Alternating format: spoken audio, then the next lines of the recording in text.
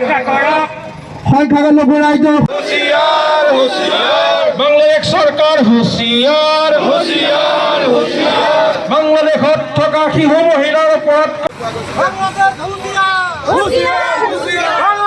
বাংলাদেশত হিন্দু নাগৰিকক কৰা অত্যাচাৰৰ বিৰুদ্ধে লোক জাগৰণ মঞ্চৰ তৰফৰ পৰা সমূহ বিচনাবাসী ৰাইজৰ সুৰক্ষা প্ৰদান কৰক। বাংলাদেশত থকা শিশু মহিলাৰ ওপৰত কৰা অত্যাচাৰ উৎপীড়ন বন্ধ কৰক। বিশ্বনাথ জিলা লোক জাগৰণ মঞ্চৰ অধীনত আমি সকলো হিন্দু ধৰ্মাৱলম্বী মানুহ আজি একত্ৰিত হৈছোঁ। বৰ্তমান দিনত যিটো বাংলাদেশত হিন্দু কমিউনিটিৰ ওপৰত হিন্দু ধৰ্মাৱলম্বী মানুহৰ ওপৰত যিটো অত্যাচাৰ চলি আছে, তাৰ গভৰ্ণমেণ্টে চৰকাৰে যিটো অত্যাচাৰ চলাইছে তাৰ ওপৰত প্ৰতিবাদ সাব্যস্ত কৰি উপায়ুক্ত মহোদয় আয়ুক্ত মহোদয়ৰ ওচৰত মহম্মদ ইউনিছ খানলৈ বাংলাদেশৰ যিটো অন্তৰ্বৰ্তীকালীন চৰকাৰ আছে তেওঁলৈ এখন মেমৰেণ্ডাম দিয়া হ'ব আৰু ভাৰত চৰকাৰে যাতে কূটনৈতিক হেঁচা প্ৰয়োগ কৰি বাংলাদেশক চৰকাৰক বাধ্য কৰে যাতে আমাৰ হিন্দুসকল সুৰক্ষিত হয়, সেই উদ্দেশ্যে আজি বিশ্বনাথ জিলা সচেতন নাগৰিক মঞ্চ আৰু লোক জাগৰণ মঞ্চ একগোট হৈ ইয়াত প্ৰতিবাদ সাব্যস্ত কৰিম। ইয়াৰ পৰা এটা আমাৰ প্ৰতিবাদ ৰেলী যাব, সেই ৰেলী উপায়ুক্ত কাৰ্যালয়ত আয়ুক্তৰ কাৰ্যালয়ত গৈ পেলাই মেমৰেণ্ডাম দাখিল কৰিব।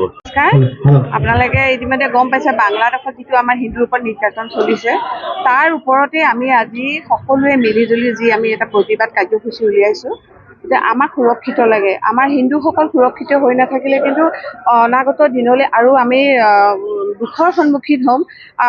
আমি হয়তো তেওঁলোকৰ মাজৰ এজন ব্যক্তিক আমিও হ'ব পাৰোঁ। গতিকে আজি বিশ্বনাথ জিলাসমূহ আমি পুৰুষ মহিলাই আজি আমি এই কাৰ্যসূচীলৈ আমি ওলাই আহিছোঁ আৰু আমি হৃদয়ংগম কৰিছোঁ যে সঁচাকৈ তাত থকা তেওঁলোকৰ অৱস্থা কি হৈছে। গতিকে আমি বুজি পাইছোঁ কাৰণে আমি আজি সকলো ঘৰৰ পৰা সকলো এই প্ৰতিবাদ কাৰ্যসূচীলৈ আমি ওলাই আহিছোঁ। আজি আমাৰ মুখ্য কাৰ্যসূচী সিমানেই আছিল। ধন্যবাদ। থকা ধৰ্মীয় সংখ্যালঘু বিশেষকৈ হিন্দু খ্ৰীষ্টান বৌদ্ধ জৈন সেইসকলক মহম্মদ ইউনিছ চৰকাৰে যি অত্যাচাৰ চলাইছে তাৰ প্ৰতিবাদত আমি এইটো আজিৰ শোভাযাত্ৰা আমি আৰম্ভ কৰিছোঁ। আমি ইয়াৰ পৰা গৈ আয়ুক্ত কাৰ্যালয়ত গৈ আমি স্মাৰক পত্ৰ প্ৰদান কৰিম। জুবিন গাৰ্গৰ গীতসমূহৰ ওপৰত আধাৰিত গানে কি আনে নামৰ এটা সুন্দৰ অনুষ্ঠান আপোনালোকৰ ওচৰলৈ আহি আছে অতি শীঘ্ৰে।